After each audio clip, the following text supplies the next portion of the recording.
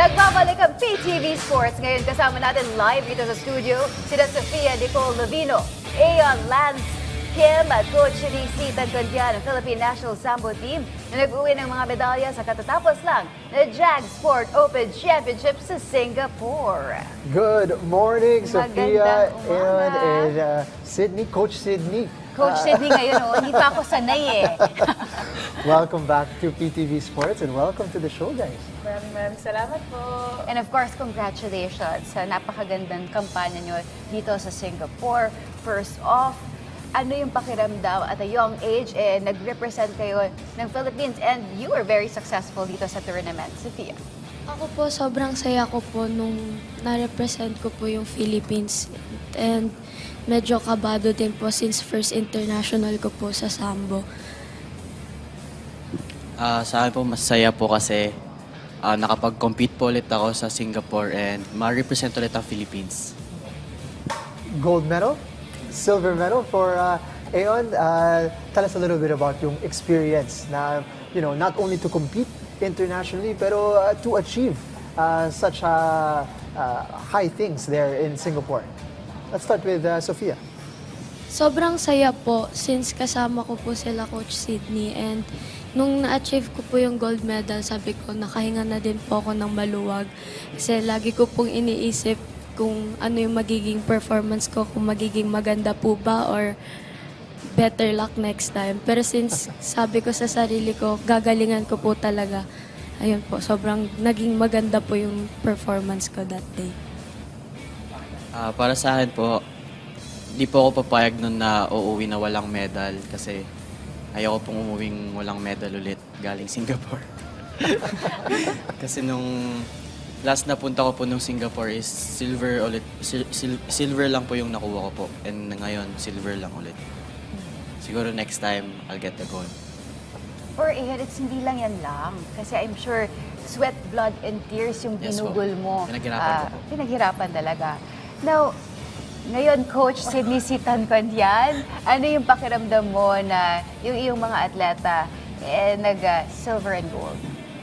Ang unang-una po, very happy and very proud sa kanilang lahat kasi yun nga, yung iba sa kanila first time, yung iba first time maglaro overseas, like Sofia, first time niya maglaro overseas with us. So, isa yun sa mga naging challenge siguro kasi yung dynamic namin as a team. So, yun, okay naman, naging successful naman yung campaign namin. And I am looking forward to the upcoming competition in which lahat sila lalaro din.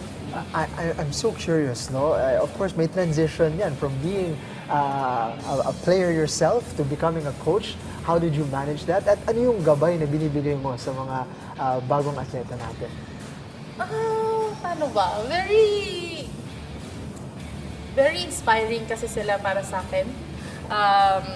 Kasi lahat sila, naalala ko yung younger self ko when I started at their age. Yung makukulit pa, yung ganon. Although hanggang ay makulit pa rin naman. Pero, pero yung grit nila, yung fighting spirit, kumbaga, I can see na gustong-gusto nila yung ginagawa nila, yung gustong-gusto nila manalo. Now, si Sydney kasi is a multi-medalist Yes. Sambo athlete and now a champion coach. Ano yung pinakamahalagang lesson or payo na ibinibigay mo sa iyong mga atleta just so na maabot din nila yung mga naabot mo sa world scene ng Sambo? Siguro po unang-una, never give up. Pagdating sa challenges in life, in sporting career, tinatranslate ko po yun in terms din sa laro. Kasi sa laro, kahit tumatakbo pa yung oras, kung kaya mo manalo, kakayanin mo pa rin manalo. While the time is running, you still have a chance. So, yun po, hindi, sometimes challenge lang siya. And sometimes kung mas gusto mo manalo or mas gusto mo kung mas gusto mo ma-achieve yung goal mo, kakayanin. I'm sure it's quite a privilege, no, that you guys have somebody who was ranked #1 in the world to be your coach. But for you guys, ano ba yung mga lessons, not just that you've gotten for your coach, but in general as a Sambo, that you guys take with you as athletes, no? So, Aeon, go ahead, please start. For me po, mag-train lang po ng hard, keep the fighting spirit there, and laban lang po. And you get your rewards from your hard work in, Yes po. training. Sophia, And my mom. Yun ang inspiration niya, Mom. importante yun.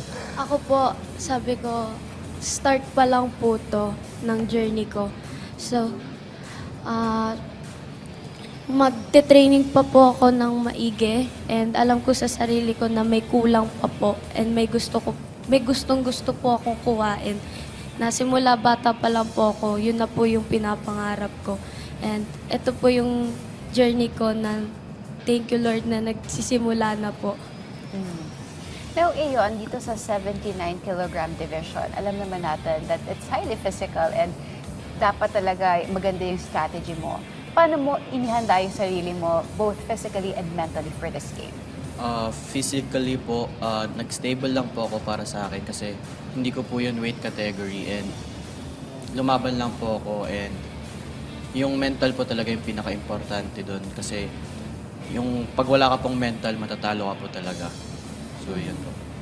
For Sophia, syempre yung mga viewers natin nakikita na lang yung performance mo during the game, pero hindi nila alam yung level of sacrifice, yung level of training na in-undergo mo dito sa journey mo. Can you tell us more about this? Yung pinakamahirap po sa akin is yung lagi po akong napapalayo kala mama, kala kuya. And yung iniisip ko na lang po doon since tinulungan na po nila ako, ba't di ko po suklian ng mas maganda. And yun po, yung pinakamahirap po talaga sa akin is yung training and hindi ko po nakikita sila mama and sila kuya po. I think it's one of the more underrated aspects of becoming an athlete na nagko-compete abroad and representing the national team is yun nga, no? Yung separation that you have with your family. But you guys endure so much, overcome so much in order to achieve great things. Para sa Pilipinas, and our understanding is marami pa tayong hinaharap na exciting para sa mundo ng Sambo. We could look back a little bit first in the national championships na naganap in March. Coach Sidney, could you tell us a little bit about yung significance nung competition na yan? Bago tayo mag-look ahead to June kung saan I'm sure you will tell us more about the massive competition on the horizon. But first, tell us a little bit about the national championships. We were very happy with the turnout. Given na nasa Davao yung competition, yung national competition namin, we saw interesting matches and then nakakita rin po kami ng may mga potential ng mga athletes. As kami naman, pinapaigting namin yung grassroots program namin kasi I won't forever be an athlete.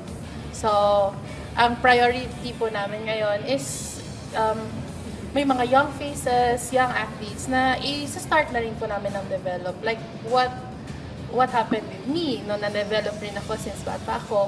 So, yun po, yun yung mga focus namin ngayon and very happy kami nung sa nationals po in Davao. I think yun na nga ang direction ngayon ng mga National Sports Association, not just to concentrate yung pagsa-scout dito sa Manila, but lumabas ng NCR para makahanap ng mga gems ng mga atleta. Same ba yung experience with Sambo na madami kayong nakikita na mga promising athletes outside the NCR, lalong-lalo nga dito sa Davao? Yes po, kasi like I said earlier, Sambo caters to a lot of martial arts kasi meron kaming sport and combat Sambo.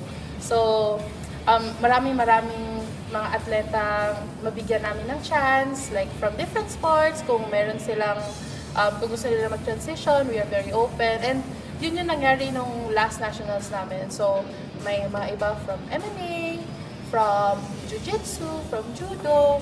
So, maraming kaming nakita na malaki talaga yung potential para ma-develop and also mapalaganap ang Sambo here in the Philippines.